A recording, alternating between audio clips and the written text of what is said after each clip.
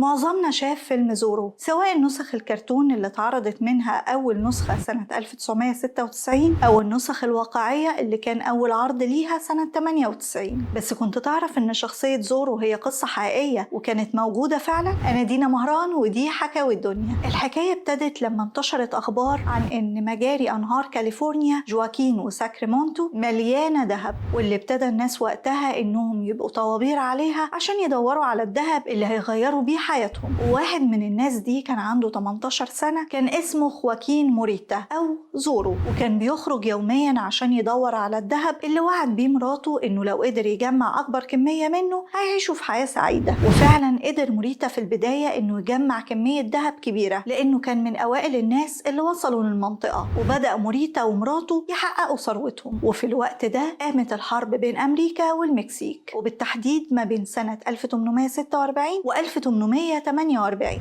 وقدرت أمريكا تستحوذ على كاليفورنيا اللي كانت تابعة للمكسيك في الأول، عشان تبدأ بعدها حكاية موريتا أو زورو، اللي اتفاجئ وقتها بدخول رجالة أمريكان لبيته وعايزين ياخدوا الذهب اللي جمعه، بحجة إن دلوقتي كاليفورنيا بقت ملكهم والذهب ده من حقهم. وطبعا رفض موريتا، ورغم مقاومته ليهم قدروا يربطوه على كرسي ويعتدوا على مراته ويخلصوا عليها وياخدوا الذهب اللي جمعه ويهربوا. وبعد الموقف ده حاول موريتا يبدأ من جديد، وبالرغم إنه كره الأمريكان كره العمى، اشتغل في كازينو في المكسيك كان معظم زباينه أمريكان، وده اللي خلاه يكرههم أكتر. وللأسف مقاسي موريتا ما وقفتش لحد هنا، لأن في يوم من الأيام اشترى أخوه حصان، وحب موريتا إنه ياخد بيه لفة في المدينة، ومن حظه المنيل وقفوا مجموعة من العساكر الأمريكان رخموا عليه واتهموه بسرقة الحصان وهاروه ضرب.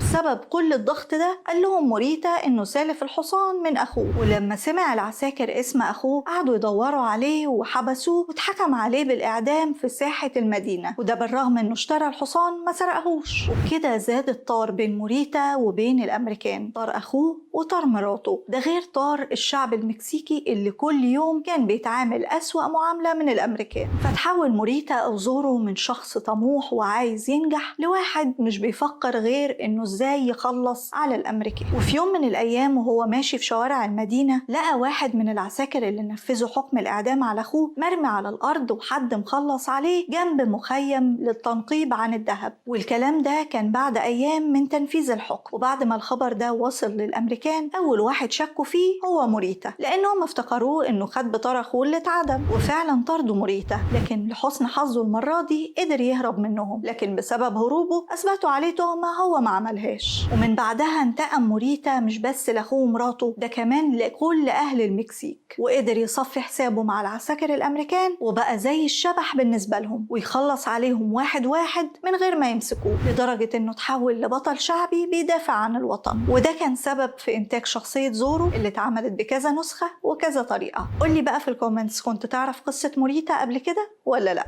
وما تنساش تعمل لايك وشير لو انت على الفيسبوك، وسبسكرايب لو انت على اليوتيوب.